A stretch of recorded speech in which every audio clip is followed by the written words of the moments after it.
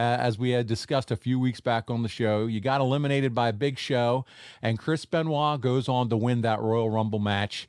Did you know at this point that the plan was for Benoit to leave SmackDown? Were you aware of that?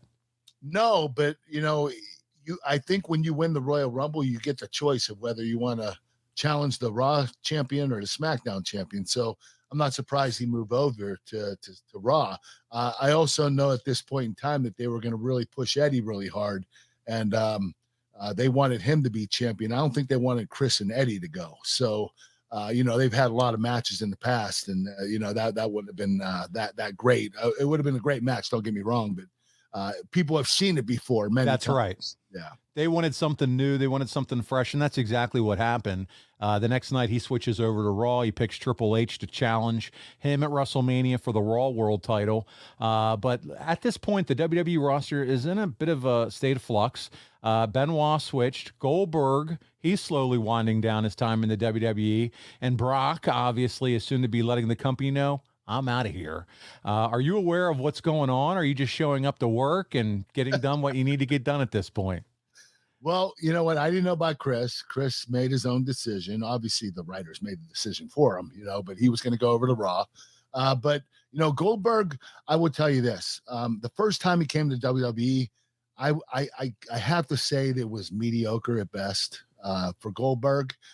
But he did redeem himself a couple of years later when he came back to WWE. But I wasn't surprised that he walked out at this particular time, because the WWE, they were putting him in longer matches, and Goldberg's not, he's not supposed to be in a lot of long matches. He should be in short 3-4 minute matches. And that's what they did the second time he came in. They capitalized on him the way he was wrestling in WCW. But in WWE, his first time, it was a bit disappointing, because, they were putting him in 15-minute matches, and you don't do that with Goldberg. You make it short and sweet, Yeah, he was. Brock, I want to tell you about Brock. Sure. He did tell me he was leaving. He wanted to try out for the NFL. He told me before he told the WWE. And I told him, you know what, if that's your dream, then go ahead and do it. But if you leave, you might have to pay the consequences when you come back. And he said, I understand that. So, Brock was leaving to try out for the NFL, and I think he would have made it if he would have went to NFL Europe for 1 year, like the Minnesota Vikings wanted him to. And, but other than that, I think Brock is so talented. It doesn't matter what sport he's in. He's going to be the best at it. It's just incredible. Which you saw happen with him with the UFC.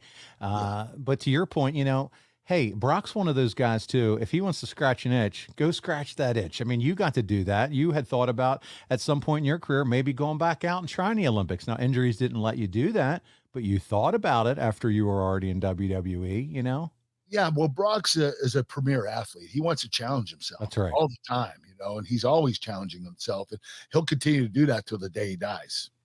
Yeah, so if anybody understood it, it would be you for sure, based on your own experience. And look, it all worked out. He came back. He made big money with UFC. He's now making big money in WWE. And that's money in WWE. Yeah, he's doing just fine. He actually became a bigger star.